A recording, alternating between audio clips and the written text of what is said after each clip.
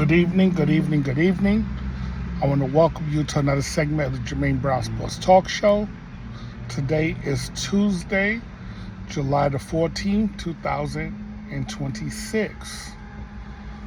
Right now, it's supposed to be any day or any minute for the LeBron James decision as to where he plans on partaking for his 24th season and possibly 25th season. But I find it amazing that at the age of 41, again, now I don't blame LeBron for this. I blame these teams for this.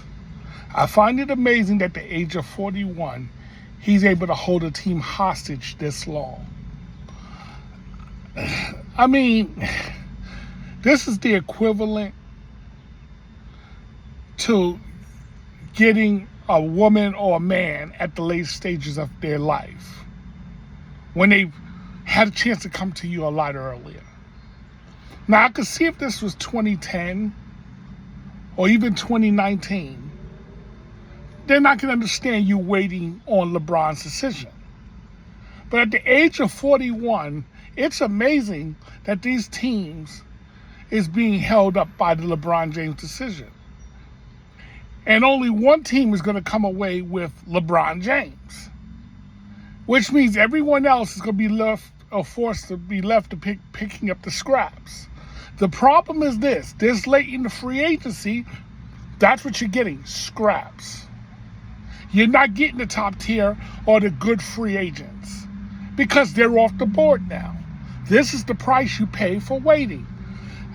This is why I respect like Jimmy Haslam, who's the owner of the Cleveland Browns.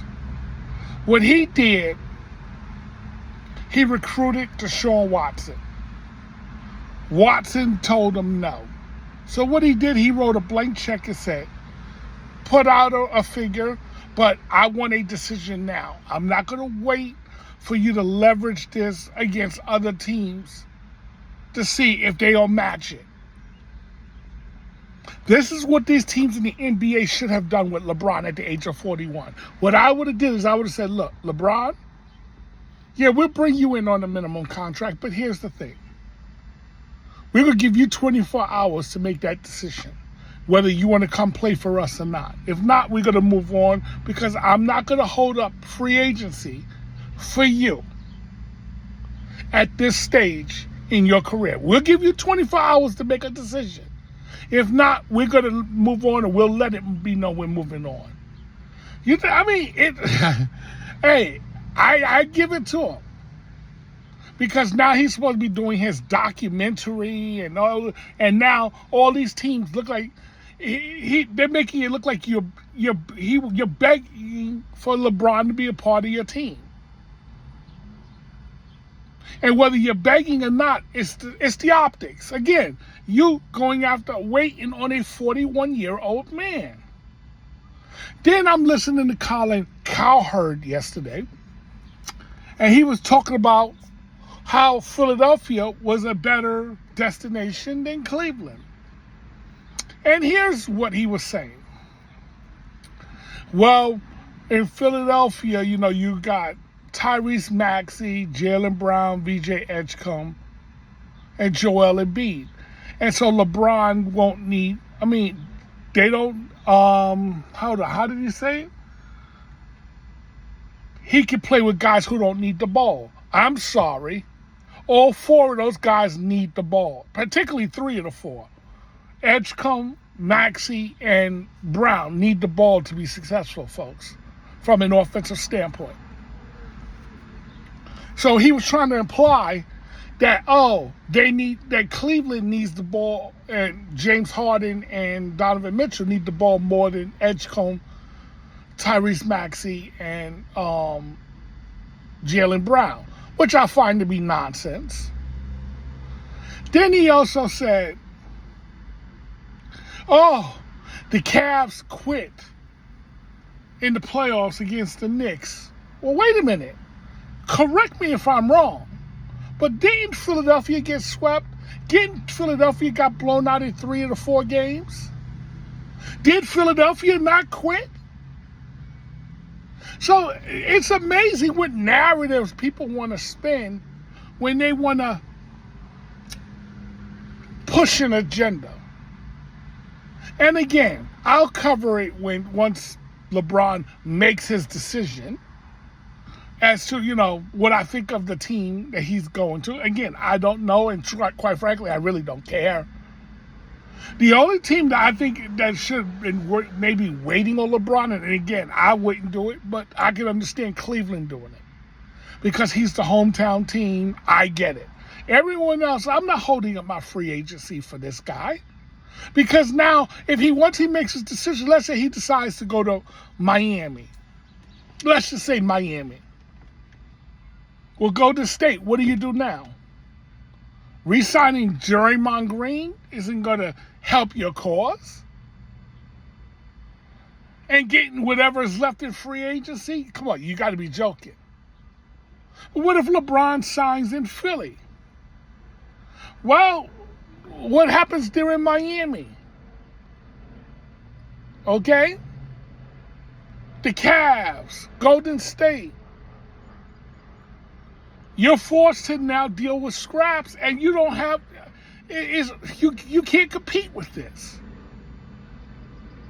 So to me, and take the Cavs. The Cavs is taking the biggest risk because you got rid of guys like Dean Wade, and others. And so you cleared up this cap space. But now if LeBron leaves you at the altar, which is still a possibility, how do you replace this? Now you go from a conference championship team to a team that's probably middle of the pack in the East. All because you waited on LeBron. This is the downside to waiting on LeBron, a 41-year-old LeBron. To me, the risk isn't worth the reward, in my opinion.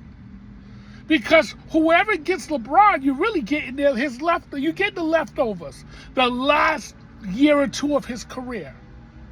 See, and that's what this is all about, LeBron. This isn't about the team. This is why, if I was, again, one of those teams, I'm not giving you this whole time to make a decision. If you can't make a decision that you want to play for me in 24 hours, I'll make the decision for you. That's how I roll, especially at this age. Again, if he was in his 20s or 30s, all right, I'll wait it out because why? I have years of LeBron. Many years of LeBron, at least 4 years of LeBron. Whoever he signs with is not getting 4 years of LeBron. You're getting one, if you're lucky, maybe two. And that's assume he doesn't suffer a catastrophic injury. And everything that comes with having LeBron on your team. I mean, it's amazing how these teams are sitting there waiting on a 41-year-old man. I mean, and again, I don't fault LeBron because he's only getting away with what you allow him to. This is why I say if I was the Lakers, I wouldn't have waited for him to say that he was leaving me. I would have let it be known. We were moving on without you. And you doing it in a respectful fashion. Because he's earned the respect of you doing it in a respectful fashion. But I would not have sat back and allowed him to dictate how this messaging gets out. As if he left the Lakers when everyone with common sense knows the Lakers left him. Chose to move on without him. And to me, in my opinion, the Lakers dealt from a position of weakness, not strength, by waiting. Because by you waiting, you could have probably got better free agents. But because you waited so long, even after he made the decision, now you're forced to, overpay for guys